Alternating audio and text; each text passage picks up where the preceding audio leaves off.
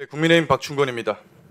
지난 10월 2일 추석 연휴 바로 전날 모주 우려가 전혀 없는 고위공직자 한 명이 자택에서 체포돼서 수갑까지 채워져서 그것도 전 국민이 지켜보는 가운데 압송되는 전대미문의 일이 일어났습니다. 저는 이 장면을 보면서 참담함을 넘어 섬뜩함을 느꼈습니다. 제가 너무나도 잘 아는 공직자, 그래서 제 상식으로는 저분이 저렇게 백주대낮에 수갑이 채워져야 될 그런 일이 없었기 때문입니다. 공직에 임명돼서부터 해임될 때까지 줄곧 이곳 상임위에 단골 고객으로 출석했기 때문에 제가 아는 바로는 그럴 만한 범죄 혐의가 없었습니다. 이진숙 전 방통위원장님, 바로 그날의 주인공이었습니다. 지난 9월 28일 방미통일설치법이 민주당 독단으로 통과되고 9월 30일 그 법이 시행되면서 위원장님은 그날로 자동 면직되셨습니다. 그러고 나서 불과 이틀 뒤 10월 2일에 전격 체포되신 겁니다. 이 방미통일설치법은 이진숙 위원장님을 해임하기 위한 악법이었습니다. 이 사건으로 위윈폐간이라는 신조어까지도 등장했습니다. 어떻게 자유민주주의 대한민국에서 이런 일이 일어날 수 있는가? 임기가 보장된 공직자 한 명을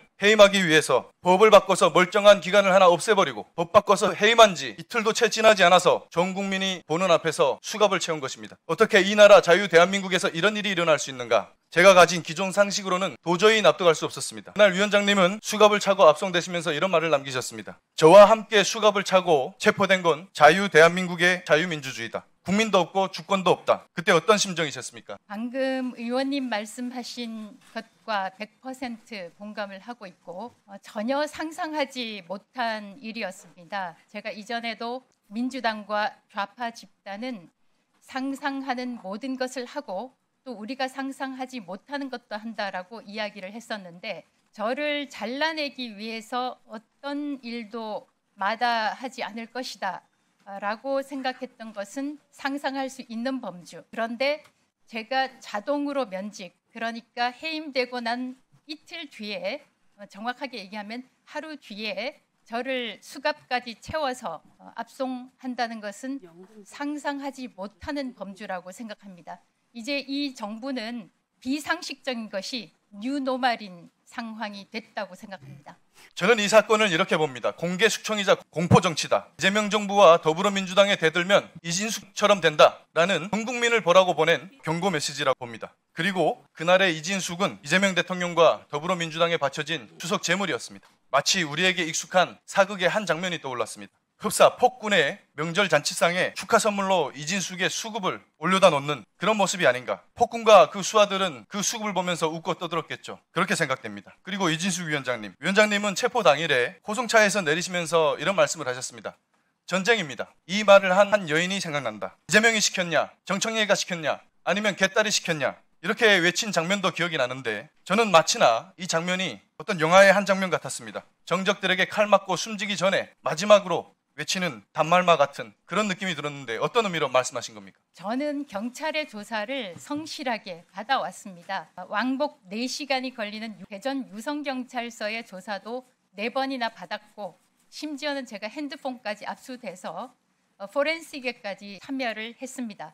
그런데 영등포 경찰서는 무슨 이유로 저에게 사실상 가짜 출석 요구서를 보내서 텔레비전 화면에 아주 굵게 이진숙 6차례 출석 요구 불응 이런 자막을 깔게 만들었을까?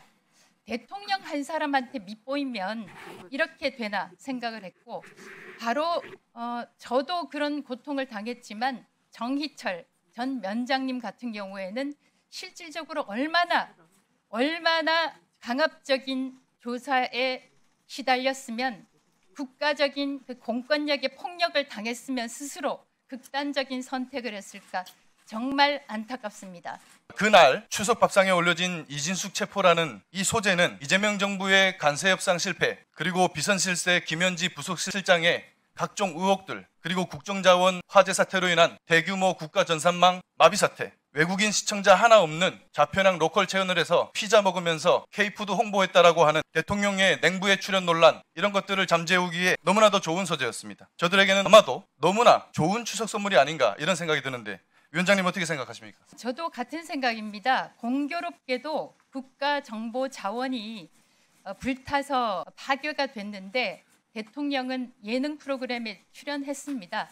저의 경우에는 사실상 방통위에 여름 휴가 계획을 짜면서 휴가 신청을 했는데 그것을 대통령실 대변인이 이진숙이 재난 기간에 휴가를 간다고 신청을 했다라고 하면서 반려했다는 사실을 기자들에게 공지까지 하고 대통령실에서 브리핑까지 했습니다.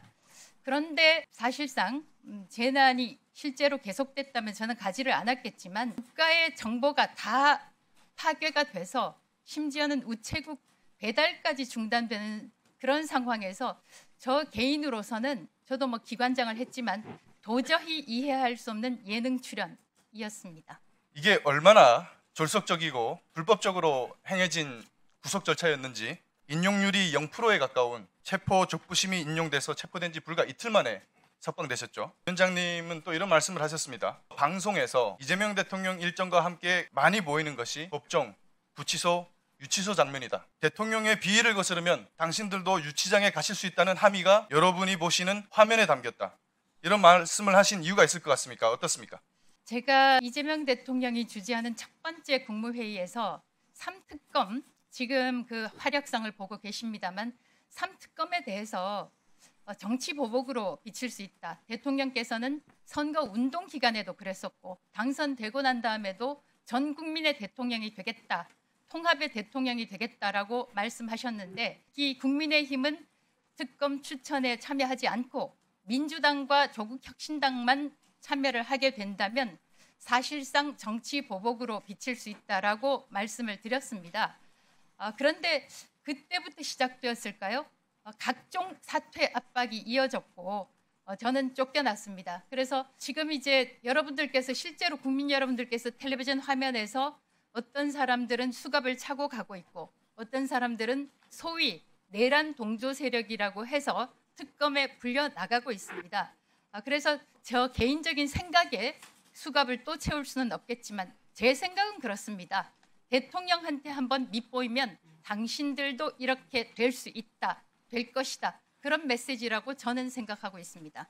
그간 방통위원장으로서의 이진숙 위원장님 업무에 대한 그런 평가는 국민마다 다를 수 있습니다. 그러나 국민들 개개인의 평가와는 별개로 이와 같은 무도한 이런 일이 일어난 것에 대해서는 정말